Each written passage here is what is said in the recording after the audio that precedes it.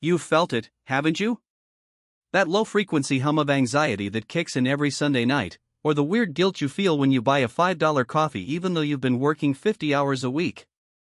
There is a specific kind of haunting that defines the millennial generation, those born between 1981 and 1996. It's not the haunting of ghosts, but the haunting of a promised future that never arrived. We are the first generation in modern history to be overeducated and underrealized. We were raised with the psychology of the infinite horizon, only to hit a brick wall of the finite reality.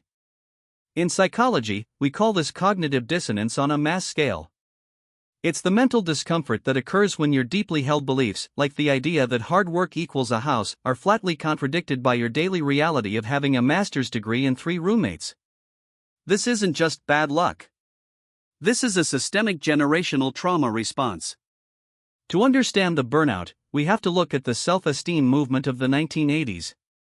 Parents and educators, fueled by early pop psychology, believed that if they showered children with unconditional praise, those children would become unstoppable. This created what psychologists call extrinsic validation loops. When you are told you are special just for showing up, your brain starts to rely on external signals to feel worthy. You don't learn how to build internal resilience because you were never allowed to fail in small, manageable ways. This often led to enmeshment, where children carried the weight of their parents' unfulfilled dreams as their own. Then came helicopter parenting. By removing every obstacle, parents inadvertently signaled that the world should bend to the child's will. But when these children hit the 2008 Great Recession, the world didn't bend. It broke. The result is learned helplessness. In clinical terms, when an organism is repeatedly subjected to a negative stimulus that it cannot escape, it eventually stops trying, even when an opportunity to escape finally appears.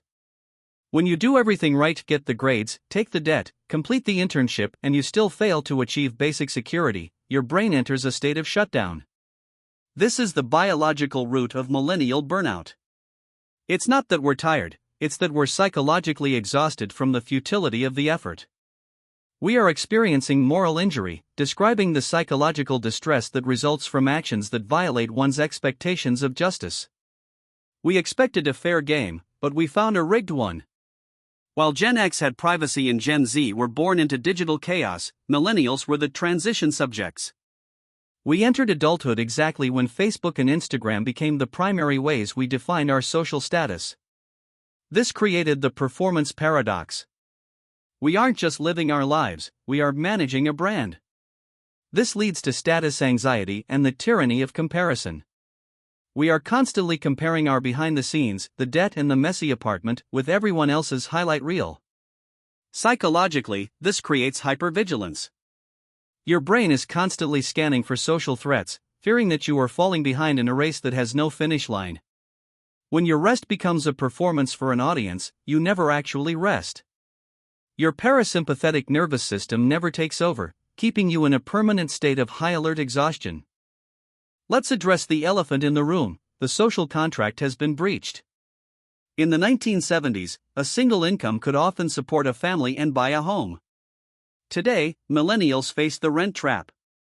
We spend 30 to 50% of our income on housing, preventing us from ever building equity. Society then gaslights us using the just world hypothesis. Older generations want to believe the world is fair, so if you're struggling, it must be because of your avocado toast or a lack of grit.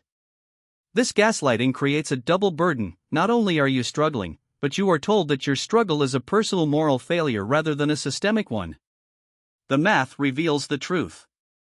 Since 1980, college costs have increased by over 1,200%, while wages have stagnated. We are living through systemic precarity. When you have no safety net, your body stays in fight or flight. This leads to allostatic load, the wear and tear on the body which accumulates from chronic stress.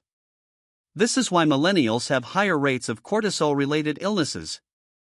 We are literally being worn down at a cellular level by our bank accounts. The uncertainty of the gig economy means our brains can never plan for the future, trapping us in a permanent present where we are always hustling but never arriving. Traditional markers of adulthood, marriage, homeownership, children, are being delayed or abandoned.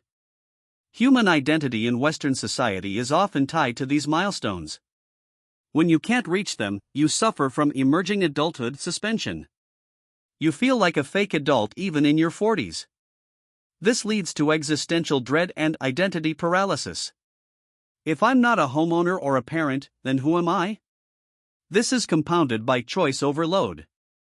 We were told we could be anything, but in a world of limited resources, that infinite choice becomes a prison of regret. We worry constantly about the path not taken, wondering if a different city would have finally unlocked the life we were promised. We are also the first generation to deal with climate anxiety as a primary life driver. Many millennials are choosing not to have children not because they don't want them, but because they feel it's morally irresponsible given the state of the planet. It creates anticipatory grief for a world we feel we are losing every day. What happens when an entire generation realizes the map they were given doesn't match the territory? You get schema disruption. The millennial schema was education plus effort equals security. When that schema broke, it caused a massive shift in values. This is why we see the Great Resignation. Millennials are refusing to sacrifice their mental health for companies that would replace them in a heartbeat. We have become the therapy generation because we had to be. We are trying to heal the generational trauma of our parents while surviving the economic trauma of our present. Since the big prize feels unattainable, millennials are pivoting from material accumulation to experiential meaning. We value community, slow living, and personal growth. This shift is a survival mechanism. If you can't win the game, you stop playing by the old rules and start writing your own. Is this a lost generation? No. In psychology, we call this post-traumatic growth. Because the old systems failed us, we are forced to innovate. We are redefining success. It isn't a 40-year career anymore, it's the ability to adapt and prioritize mental health. We are learning to decouple self-worth from productivity, which is the most radical psychological act of the 21st century. Your burnout is a sane response to an insane environment. You aren't failing the system failed you. Your exhaustion is your body's way of protesting a lifestyle that is fundamentally anti-human. Recognizing that is the first step toward reclaiming your agency. Does your life feel like a loading screen? What was the moment you realized the social contract was broken for you? Share your story below, we read every comment. If this deep dive helped you, hit the like button and subscribe for more psychological breakdowns of the modern world. You're not alone. We are the generation that was told we were special, and perhaps we are, not because of what we achieve, but because of what we can endure and transform. Let's rebuild the map together.